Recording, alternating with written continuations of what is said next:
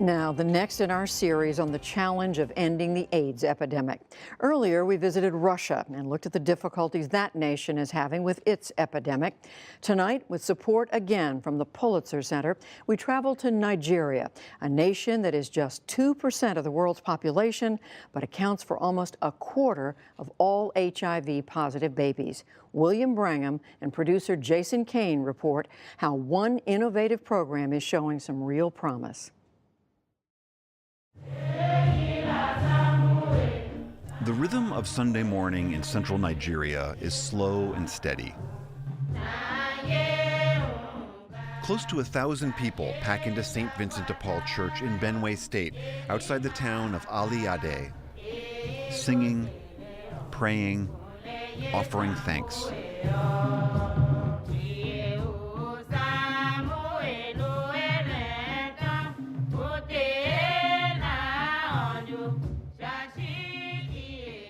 This may seem like just a traditional Sunday Mass, but what's going on in here is one of the most effective ways of stopping the spread of HIV. At the end of Mass, the priest asks any pregnant women and their partners and children to come forward. About 50 people gather near the altar. Defend these mothers and these fathers and their children from every evil. Be their companion along their pathway through life. They're given a blessing and invited to a special celebration later that's just for them. We call it Healthy Beginning. They're told there will be gifts and dancing and some medical care, malaria tests, high blood pressure. But the one thing that is not mentioned, the one that's the main point of this program, is HIV. Amaka Ogidi helped develop this program, which is called Baby Shower. She says that because of the stigma around HIV, they just can't say it at the beginning.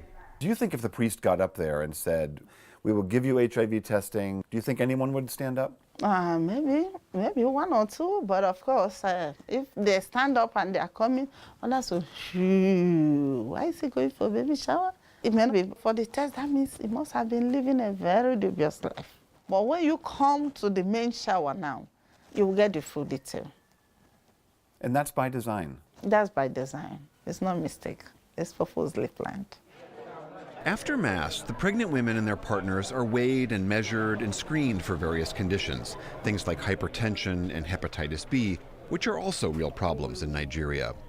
But the key test is HIV. We need the first 20 completed so that they can have their shower. The goal is to find pregnant women who are infected and get them on antiretrovirals. It will protect them from developing AIDS, but it will also greatly lower the risk that they'll transmit HIV to their babies. Left untreated, that transmission happens roughly 30% of the time. This kind of effort in Nigeria is long overdue. 200 miles away in the capital Abuja, 3-year-old Mubarak Isa is dying of AIDS.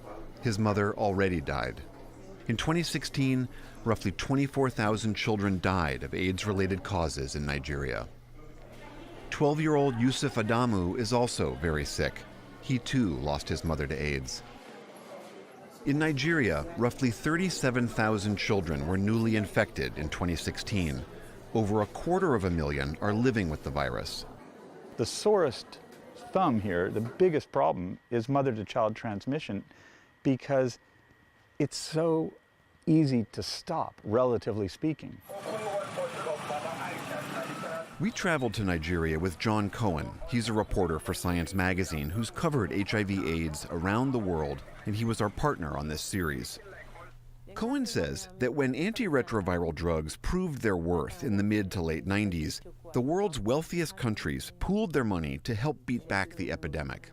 The first thing they targeted was pregnant women who were infected. Because if you got drugs to the women, it cut the rate of transmission dramatically. And as the drugs got better and better, it basically took the rate of transmission down to almost zero, under 1%. But those efforts have fallen short in Nigeria. 1 out of every 4 babies born worldwide with HIV is born in Nigeria. That's really not acceptable, considering that it's a condition that you can actually abolish. Dr. Sani Aliyu leads Nigeria's National Agency for the Control of AIDS. My argument has always been that within the general population, it's going to be a lot of work to put every body with HIV on treatment. For pregnant women, it's not the case. The numbers are small compared to the people living with HIV within the general population. So it should be achievable, really. It should be a low-hanging fruit. Cue the baby shower program. Between the testing and waiting for the results, there's a lot of this: singing, dancing, and gift giving. After singing and dancing, we use this to support them. So this is a gift for them? That's the baby shower gift. We call it Mama Pack. Mama Pack? Yes. And what's in there? Okay. What we have here, actually the things that we aid them in delivery. The Mama Pack contains basics like diapers and sanitary pads, but there's also medical supplies, rubbing alcohol, and clamps for the umbilical cord. These are necessities the hospital would charge for. About 40% of women here don't give birth in hospitals. They'll stay at home or visit local birthing attendants. Part of this is just tradition, but part is also the cost. The hope is the Mama Pack will help steer moms to hospitals where they'll get better care, especially if they're HIV positive. So if they come in with this bag, they save money. They save not just money, but we are sure of the quality they are going to use. Within a few days of the church service, the baby shower team sets out to track down the women who tested positive and begin their mission of gentle nagging. Hello. They want to make sure moms visit the clinic and start their medications. Why have you not gone to the facility? You want to get your baby infected? Oh, make sure you go. How soon are you going? So you don't let them fall out of care? That's the issue. Several months ago, new mother Felicia Ada got the full baby shower treatment. Did you have any reason to believe that you would be HIV positive? No, I don't believe like that. But when the test come, I was crying. 2 weeks I did crying. But she started on treatment, stuck with it, and her baby was born virus-free. She says she wouldn't have gone for care on her own. And no matter how far away expectant mothers live, baby shower staff are relentless in finding them and keeping a close watch. We want to prevent. If she misses her dosage and misses, those viruses comes out again with more aggression and start multiplying and looking for all the cells to destroy. They could destroy your baby, you know. Mbachi Ko and his wife Rose are both HIV positive, and they're both in the baby shower program. And their new baby girl was born healthy and virus-free. The program teaches parents how important it is to stay on medication so the babies don't get the virus through breastfeeding. The counselor told us what to do. If we didn't follow the instruction, the baby might likely to get the virus. The baby shower program is now in 115 churches in Nigeria. 90% of Nigerians attend a place of worship at least once a week. Nigeria is also half Muslim, and they hope to include mosques in the program soon. Father Emmanuel Dagi is the priest here. Our people are very religious, and because of that, they attach much importance to the priest also. And if something comes through the priest, they accept it wholeheartedly. Initial results show that baby shower is working. A recent study funded by the U.S. National Institutes of Health found that 92% of pregnant women in baby shower got an HIV test, while only 55% of women outside the program did. That's a remarkable achievement. That's a great step forward.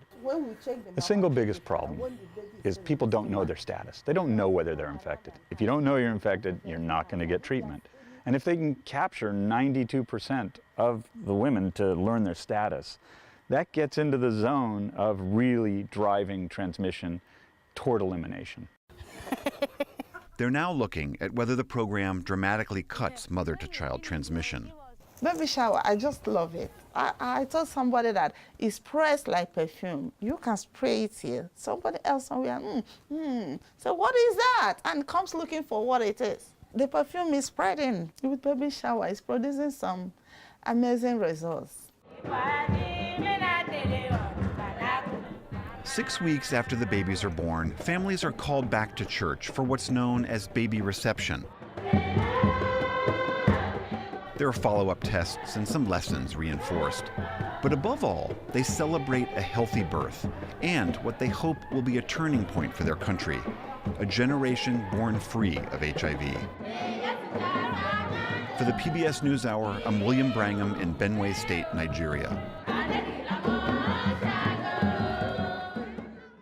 Tomorrow night, we turn to the fight against HIV here in America and go to Florida, home to 4 of the top 10 cities in the U.S. for new HIV infections.